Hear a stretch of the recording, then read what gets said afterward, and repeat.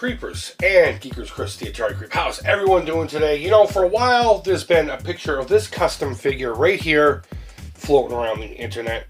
And what someone has done here is taken a Scooby-Doo villain and customized it to look like Jason Voorhees. There's also this that's been floating around for a while. And if you look at this image here of Jason about to take fucking Thelma out, this is what I would picture Jason to look like if he were a Scooby-Doo villain. In comes NECA with a line of 4 figures. I only have one because I don't want the others. And they're calling them Toony Terrors. They've been out for a little while now. I was at Target the other day and I saw one. Actually, there was 3 of these and 2 of the clowns. We'll get to that here in a second. And I chose not to pick it up right away, but we went back today and I picked it up. And I'm glad I did because this was the next to last of the Jason Voorhees.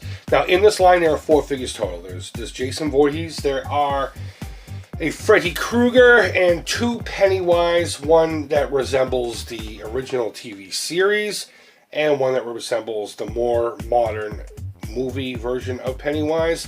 None of which I want anything to do with. The Freddy one looks pretty cool for what it's supposed to be. It looks very reminiscent of what he probably would look like if he were to invade Scooby-Doo characters' dreams.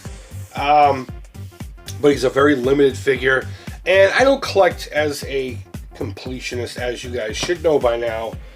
When they released these guys, I still don't have the Pinhead, but I do have the other 4 that came in the line. So if I don't like the figures, I'm not going to pick them up, regardless of how many there are not in a specific line or not. But I did pick up Jason Voorhees here. We'll have a look at the package real quick.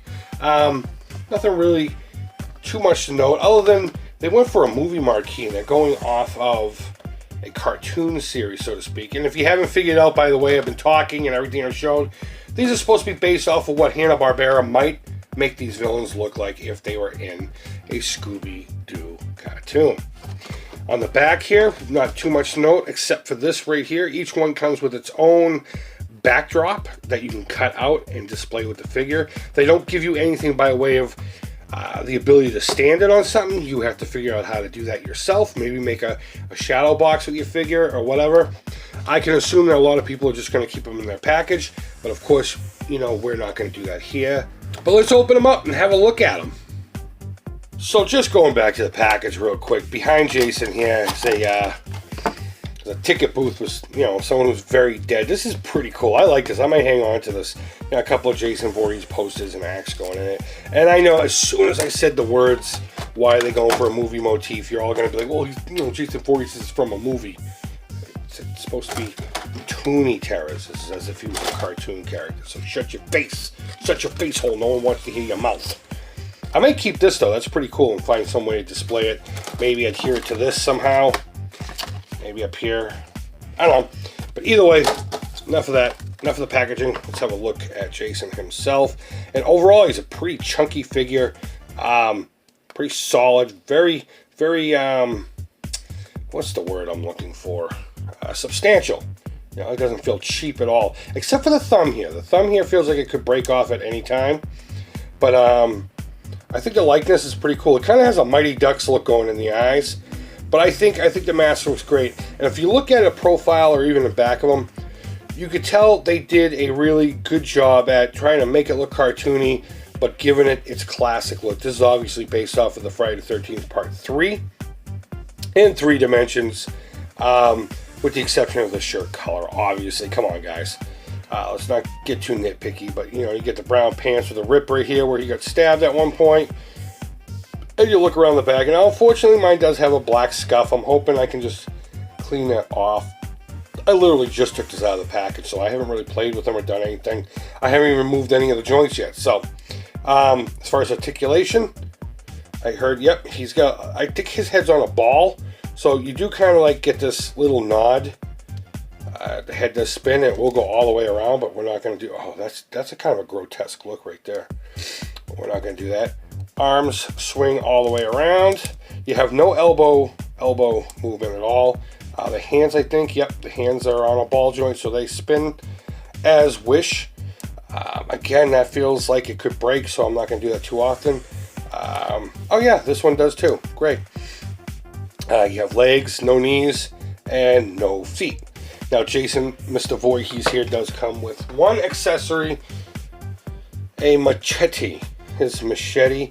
And I like how it's all painted up in a cartoon style reflection, gleam, whatever you want to call that.